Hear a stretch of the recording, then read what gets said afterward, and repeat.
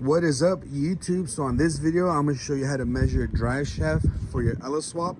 This is assuming you have a solid axle in the back and you're running an automatic transmission. So let's get it. All right, so I've covered this before, but the reason I'm going to cover it again is because a lot of people are intimidated by when they get to this step. They're intimidated on how to measure it because they think they're going to measure it wrong. And I want to do it because the whole body is off, so it's easier to see everything. All right, guys, so step one is you want to make sure that the entire weight of the vehicle is on the tires. All right, so you want to make sure it's not on jack stands, on the frame, or the rear end, anything like that. Just like that vehicle is all the weight sitting on the tires, you want to make sure your entire vehicle is sitting on the tires. That's step number one. All right, so step number two is you want to make sure your engine and transmission are bolted in their final location. You don't want to move them forward or back after you have them bolted down. After you measure your drive shaft, you don't want to end up moving the engine forward because that's going to throw all your measurements off for the back. So make sure the engine is bolted on where you want it. The transmission is bolted onto the crossbar. All right, moving on to step three, you want to make sure you have your slip yoke for your transmission. So this is for a 4L80E. If you're running a 4L60E, you're gonna make sure you have that, or whatever transmission you're having. If it's an automatic, it's gonna have a slip yoke where it slides in and out, and that's gonna account for the rear end moving up and down. It'll pull the shaft in and out. Since I do a bunch of Ella swaps, I have a 4L80E and the 4L60E spares. But you're gonna buy one and you're gonna use the same one, and they're gonna attach that one to your drive shaft. So the next thing you do is you're gonna put it into your transmission and you're gonna slide it all the way in. I like to measure it out. So from here to here is 3/4 of an inch. So you're gonna slide it all the way in, and then you'll pull it out 3/4 of an inch. So because I already marked mine, I know it's right there, right? So that's 3/4 of an inch. And you wanna line it up right to the seal, right there. So once you slid it all the way in, now some of these are real long and you gotta jiggle it so it actually bottoms out, and then you pull it out 3/4 of an inch. Once you have it pulled out 3/4 of an inch, you're gonna do what's called a center to center measurement. Excuse me.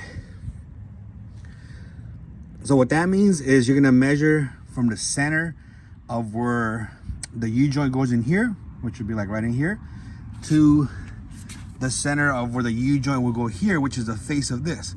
So we're gonna measure from the face of here to the center of this. So now that we have this 3/4 of an inch out, we're gonna measure from the top part. So the top part of this to the top part of this. If you're underneath the car, you can measure from the bottom part here to the bottom part down here. Just make sure you don't like go at a cross angle from the top to the bottom or from the bottom to the top. All right, top to top, bottom to bottom. Pick one or the other. So we're gonna do the top, I'm gonna measure from there, and we get right around 51 inches exactly. I'm not sure if you can see that. Over there, 51 inches. So once you have that measurement, you're gonna take that piece to your drive shaft shop. Tell them your center to center measurement is whatever you got. For us, we got 51 inches. And then tell them what rear end you have. And they should be able to look up what U-joint you'll need for your rear end. But if you still have the original drive shaft that bolted up to your rear end, then you can just take that with you. So that way they have the actual U-joint for the back. And if your old drive shaft is long enough, they'll be able to attach your new slip joint for your new transmission onto your old drive shaft, balance it, and then you save some money. So we already got ours back from Pro Drive Shaft, so let's go ahead and measure that one out. So you can see our center to center measurement is exactly 51 inches.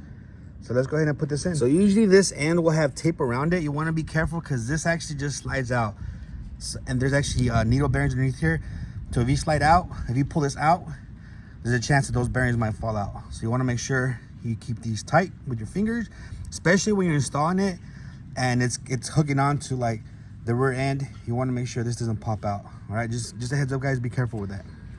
Now, when we install it, we're gonna slide it in to the transmission, and then we should have enough room to put it in there, then pull it back and bolt it in. So again, guys, be careful with this end here. You wanna make sure these caps don't pop off. So we gotta pull this one out. I already have fluid in here. When you guys do it, it'll probably be dry, so it's not a big rush for you guys.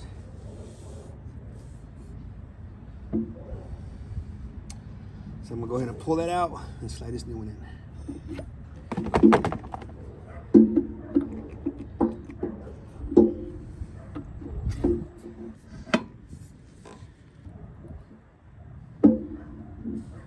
Now we have the transmission in neutral, so we are able to spin this around to line up the rear joint.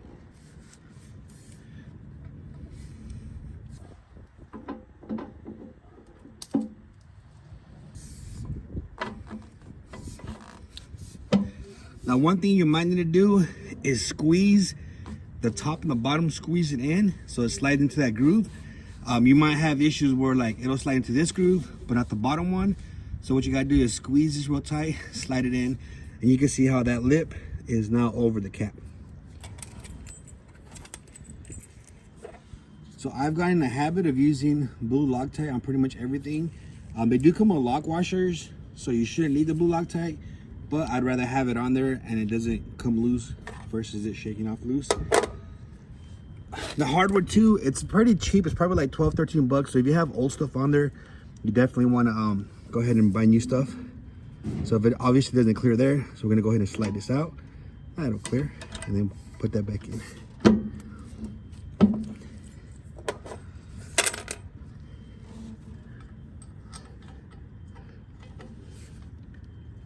Same thing for the bottom, doesn't clear. Go ahead and pull this out a little bit.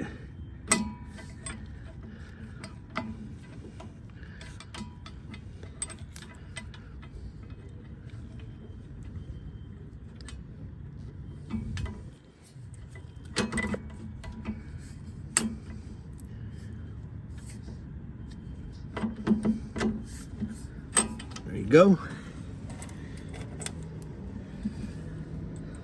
Lock washer and nut. Now this won't spin even though the transmission's in neutral because the wheels are on the ground. If you jack it up off the ground, then you should be able to spin the rear end and then get to the bolts easier, or to the nuts I mean.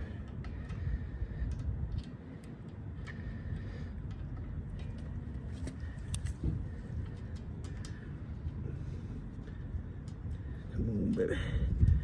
There you go.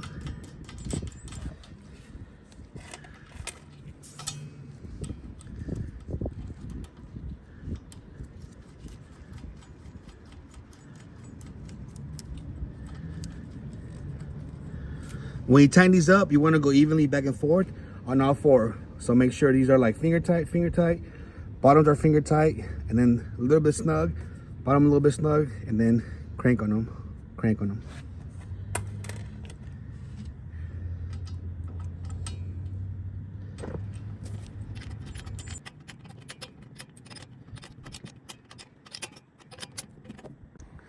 So those nuts were 9/16, so I used a 9/16 inch wrench.